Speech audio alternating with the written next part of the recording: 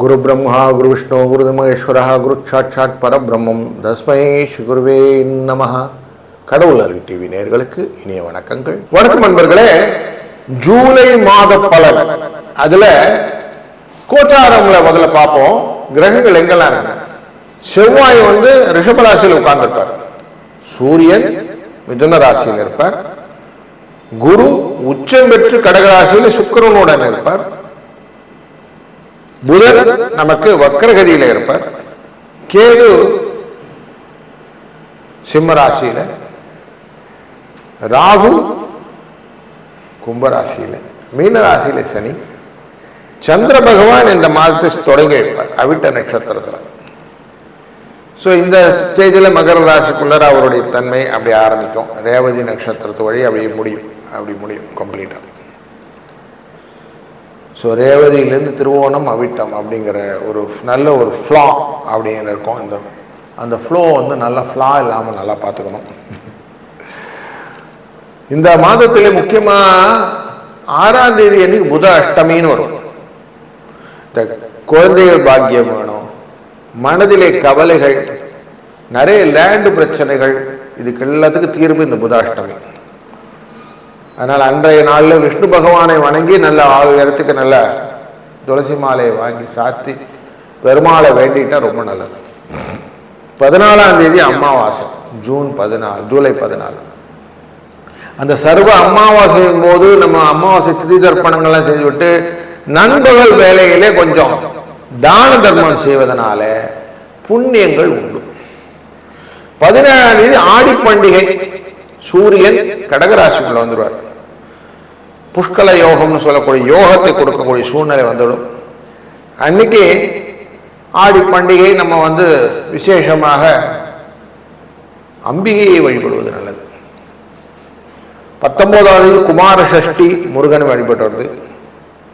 21ஆம் தேதி துர்கையின் அஷ்டமி, துர்கை பகவானை வழிபடுவது. 22ஆம் தேதி கருட ஜெயந்தி. இந்த பிள்ளி சூன்யம் அப்படின்லாம் இருக்கு இல்லையா, அது எல்லாத்தையும் விலகணும்னா இந்த கருட ஜெயந்தி ரொம்ப முக்கியம். 29ஆம் தேதி குரு பௌர்ணிமா.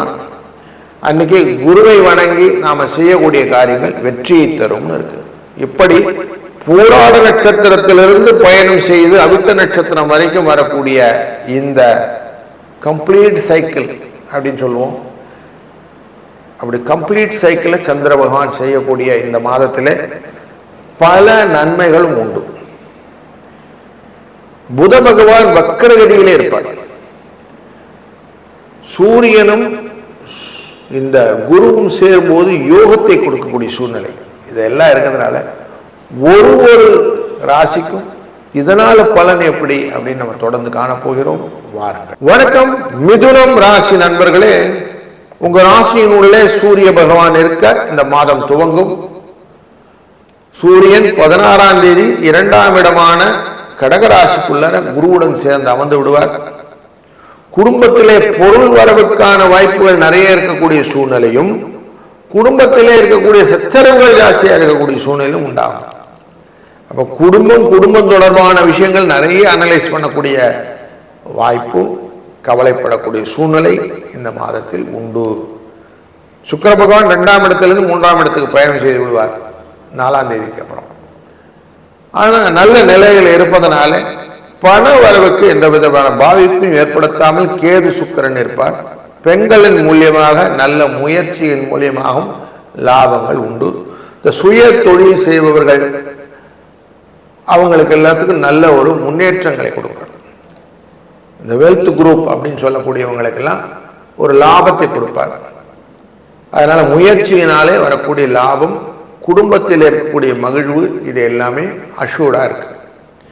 4ஆம் இடத்தை சனி பகவானின் பார்வை இருப்பதனாலே சுகத்திலே சில தடைகள் வந்தாலும் குருவின் அருளாலே வெளியிலே போய் கோவில் குளங்கள் எல்லாம் போயிட்டு புண்ணிய ஸ்தலங்கள் அப்படிங்கிற இடத்துக்கெல்லாம் போயிட்டு வரும்போது உங்களுக்கு மன நிறைவும், அதன் மூலியமா வரக்கூடிய வைப் எடுத்துக்கொள்ளி அதன் மூலியமா வரக்கூடிய சுற்றுச்சூழ்நிலையில வளர்ச்சியையும் கொடுக்கும்.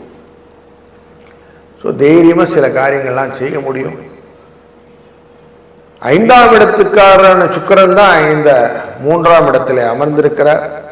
அதனால் லாபம் குழந்தைகள் மூலியமாக உண்டு. அவர்களுடைய படிப்பு, வாழ்க்கை முறை, அடுத்தடுத்த ஸ்டேஜில் வளர்ச்சி எல்லாம் இந்த ஜூலை மாதத்தில் நல்லபடியாக முடிந்து கொடுக்கும்.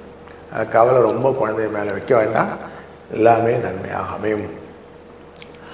6ஆம் இடம் அப்படிங்கிறது சத்ருஸ்தானம்னு தெரியும். செவ்வாய் பார்த்துக்கிட்டு இருக்கிறாரு, லாபாதிபதி பார்க்குறாரு. அதனால் கொடுத்த காசு திரும்பி வந்துடும். ஆரோக்கிய குறைபாடு இருந்தவர்கள் மீண்டு வருவதற்கான வாய்ப்புகள் உண்டு. வழக்குகள் எல்லாம் இருந்ததுன்னா எதிர்பாராத வகையில் நம்ம பக்கம் சாதகமாக தீர்ப்பு வர்றதுக்கான சூழ்நிலையும் அமைத்து கொடுத்து விடுவார். உங்கள் காரியத்தை நீங்கள் அழகாக பண்ணி கொண்டு இருக்கக்கூடிய வாய்ப்புகளை எல்லாத்தையும் கொடுக்கும்போது எதிரிகள் உங்களை விட்டு விலகுவதை நீங்கள் புரிந்து கொள்ள முடியும். உங்களுடைய ராசியின் அஷ்டமத்தை குரு பார்க்க, சூரியனும் பார்ப்பதனாலே சில காரியங்கள் செஞ்சோம் டயர்டாக இருக்குது அப்படிங்கிற ஃபீல் எல்லாம் இருக்கும், அலைச்சல் ஜாஸ்தி இருக்கும். கவர்மெண்ட் ரிலேட்டடான காரியங்கள் ஒரு தடவை 4 வாட்டி போயிட்டு வரா மாதிரி சுற்றி சுற்றி அடிக்கும், கொஞ்சம் கேர்ஃபுல்லாக இருக்கணும்.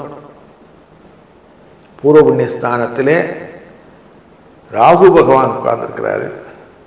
பெருசாக செய்யணும்னு ஆசைப்படுவார், கேட்டதுக்கு மேலே செய்ய போய் மாட்டிப்பீங்க. அதனால் கொஞ்சம் கேர்ஃபுல்லாக இருங்க.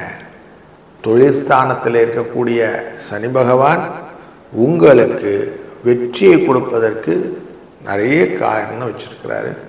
ஆனால் அதுக்கான பிளான் கரெக்டாக இல்லைன்னா பண விரயத்தையும் கொடுப்பார். அதனால் என்னென்ன செய்யணும், எப்படி செய்யணும், என்ன மாதிரி பண்ண போகிறோன்னு ஒரு அமோனியா பிரிண்ட்டு சொல்லுவோம், அப்படி எடுத்து வச்சுக்கிடுங்க.